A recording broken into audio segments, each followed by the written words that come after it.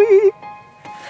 Welcome back, you beautiful people. Do you know what? When you get to a bike park for the very first time, there's usually some blue trails, some red ones, and usually some blacks as well. Now, if you're a bit unsure with your riding abilities, where do you start? The question is, do you take the blue pill? Or do you take the red pill? You know, that's a famous saying from The Matrix. If you haven't watched it, watch it. It's pretty cool. Now, that is a question. Which one are you going to take?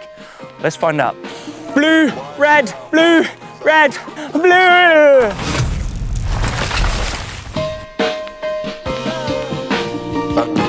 So what makes a blue trail? Well, a blue trail really is a bit of a flow trail. Any rider can ride this trail, and any bike as well. You don't have to have such a big bike just like this one.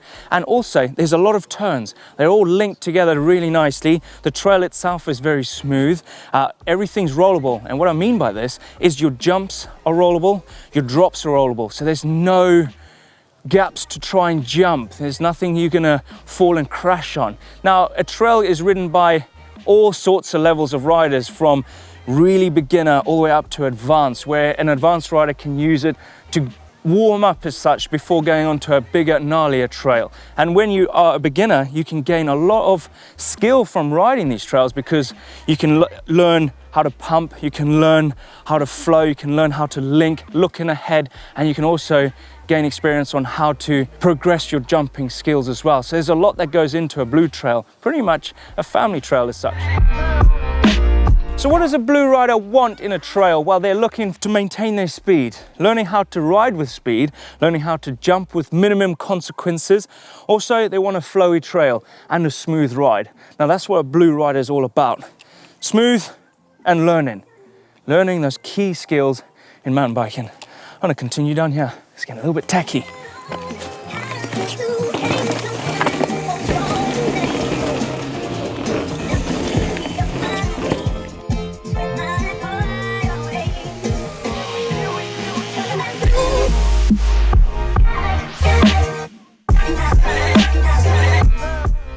Right, that's what a blue trail consists of. A great one to learn your skills, to hone in those skills before you jump in the deep end and go and hit a red, or even, dare I say, a black, if you haven't got the skills. Now, what if you're not a blue and you're a red?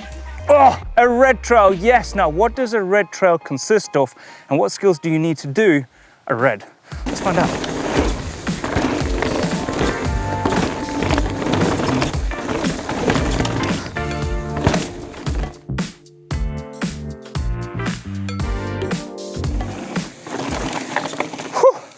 Red trails. Now, what does a red trail consist of? Well, for a start, you're going to need some skills. Jumping skills required.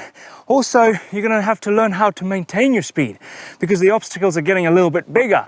And everything potentially could be rollable on a red line, but there is somewhere you're going to have to jump, or you're going to have to gap over a certain thing to get to the next part to link up the trail. There's small drops, there's some root gardens, there's a little bit techie, plus you're going fast through all these sections, where on this trail right here, there's some big tabletops. All of it can be rollable, but there are big jumps, so you're gonna be going quite fast to clear these jumps as well. Now, also, when it comes to it, the bike choice.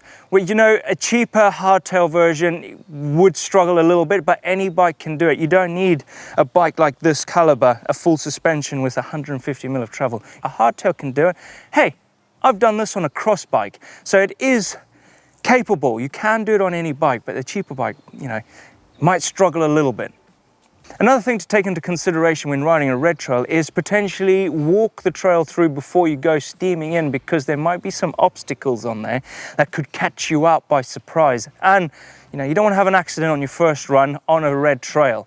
When it comes to some of those jumps on the red trail, they are a little bit steeper, they are bigger, so when you're coming in with some speed, it's super easy to get bucked over the bars. Plus, you need to go fast to clear such gaps. Like these tabletops, they're big, and you've got to be confident within your skills when you're on a red trail as well.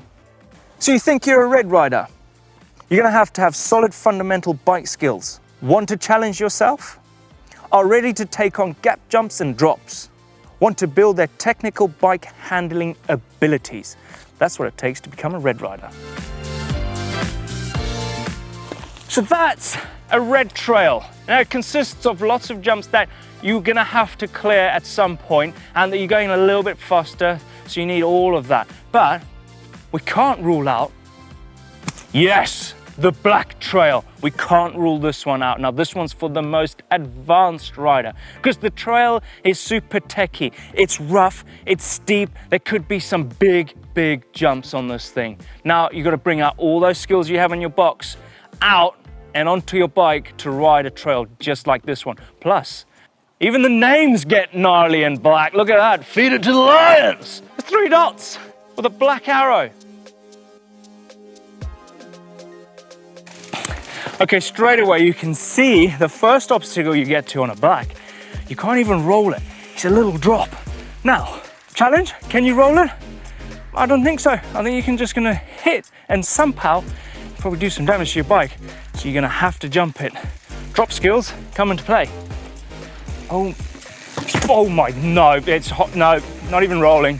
Okay, I've ridden this trail before, and to be honest, I did walk the trail just before I rode it the first time, just to see what's there, so I'm not surprised with any crazy little drops just like that one that can literally put you on edge, put you in a horrible predicament. So the best thing is to walk a trail before you get into it, especially a black trail, because they are a little bit more gnarlier. Now look at this, this is the black route. Now, I call these the black roots of the black route because these are horrible. When these get slippery, I call them sniper routes, they're horrible. And all these little potholes right here can suck up your front wheel and put you in a bit of a predicament and spit you over the bars. Now, you need some skill to ride all of this. And this is just the beginning of the trail. The further you go down, the steeper it gets, the rougher it gets, and it becomes manic. If you're not up for it, I wouldn't recommend dropping into a black. Oof, whoa. Now this, you do not, oh my goodness me, you do not want to roll this thing. This is the black. Now, this is where you're going to need your drop skills and your braking skills. And you've got to be confident with your speed because no way out of it. You're in. You're in for a treat of a ride.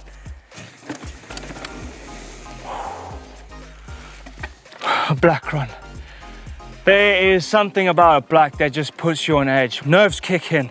But that's where you need to get all your skills that you've learned throughout your biking, is bring them all together to get yourself down a black route, because it can be gnarly, it can be steep, it could be fast, rough, big drops, big jumps, anything that's on that black route, you gotta make sure you know what's coming up because it can bite you in the bum.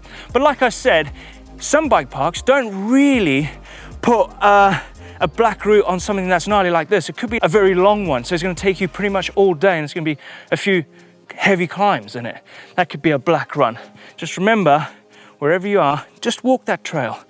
It can be gnarly. And if you're a blue rider, you don't want to be dropping in that.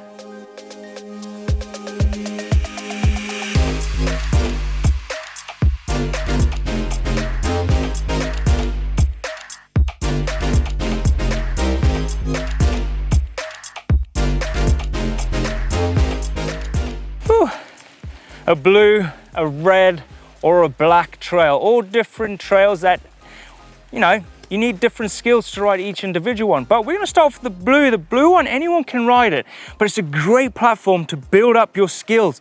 Now those skills are easily transferable onto the red. It's just you gotta jump further. You're going a little bit faster. Plus you can gain more confidence whilst riding a red to build up to a black one. And when you're riding a black, that's when you're at your peak. I feel like if you can get down a black comfortably and safe, I think you're a really good rider. Now, hopefully this video has helped you out understand what skill level you would be at if you went to a bike park such like this one, if you're a blue or red or a black. Let us know in the comment section down below what trail you like to work up to, or what trail do you actually love riding. Let us know in the comments down below. Don't forget to hit the globe to subscribe, because you're missing out on some epic content which we deliver every single day of the week for 365 days of the year. Now, if you want to stick around and you want to watch another video, another skills video that you're struggling with, click over here, some jumping mistakes, because there's a few out there. Don't forget to give us a thumbs up, like, and I'll see you at the next one. See ya! I'm going for lunch. That's a bit too much riding.